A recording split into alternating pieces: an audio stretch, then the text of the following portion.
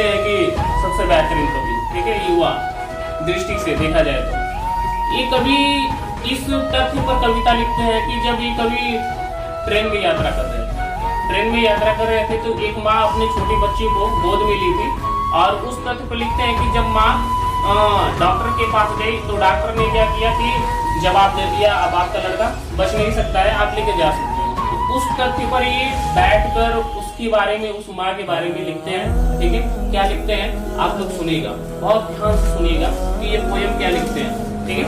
जब वो माँ अपने बच्चों को गोद में लेकर क्या जा रही है, उसकी कहानी के अनुसार एक कविता प्रमाणित करता है। देखिए, ये कहते हैं कि बताओ कौन पापी है, कह रहे हैं कि बताओ कौन पापी है, मैं, मेरी माँ या मेरा बाप, जिसका परिणाम मेरी मौत है। बताओ कौन पापी है। निसंदेह हूँ मैं पापी, निसंदेह हूँ मैं पापी, लेकिन मेरी क्या उम्र, क्या होगा अब पहले जन्म का जो ऐसी है हस्र, जो पहले जन्म का ऐसा है हस्र, कौन है पापी। अच्छा, तो इस दंड से सबसे बड़ा भुगतान तो मेरी माँ होगी, इस दंड का सबसे बड़ा भुगतान तो मेरी माँ होगी, तो उसके भी होंगे पाप। क्या होंगे पाप?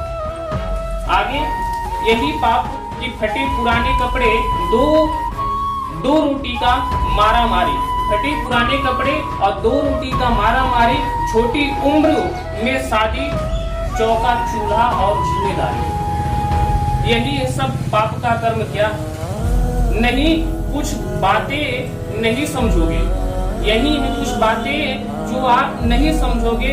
अच्छा, तुम भी समझ पाओगे पिता के कर्म भी है, तुम भी समझ पाओगे एक पिता के कर्म भी है। और क्या है कर्म, ये बताते हैं अपने कविता में कि माँ का बताया और पिता के बोलते हैं कि शायद ऐसा हो सकता है, लेकिन मैं बताता हूँ, शायद ऐसा हो सकता है लेकिन मैं बताता हूँ, बचपन जिया गरीबी में दिहाड़ी कमाने में, बचपन जिया गरीबी में दिहाड़ी कमाता हूँ, 2 रोटी का कपड़ा कमाने के लिए सैकड़ों मील जाता हूँ, 2 रोटी और कपड़ा के लिए मैं सैकड़ों मील जाता हूँ, एक बूंद पसीना बेचकर 1 रुपया कमाता हूँ। हे भगवान ये तुम ही बताओ, हे भगवान ये तुम ही बताओ, क्या है ये पाप का कर्म, क्या है ये पाप का कर्म।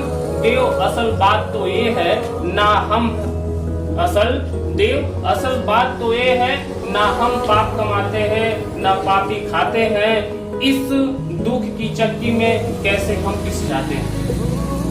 कहीं ये गरीबी ही पाप का दूसरा नाम तो नहीं, हम गरीबों को ये अभिशाप तो नहीं। ये अपनी कविता में एक परिपूर्णता तरीके से उस माँ के लफ्जों को अपने शब्दों के अनुसार ही बयां करते हैं। इस कविता को सुनकर लग रहा है आपके दिलों दिमाग का सन्नाटा छा गया। आगे नेक्स्ट, आगे देखिए, अब इस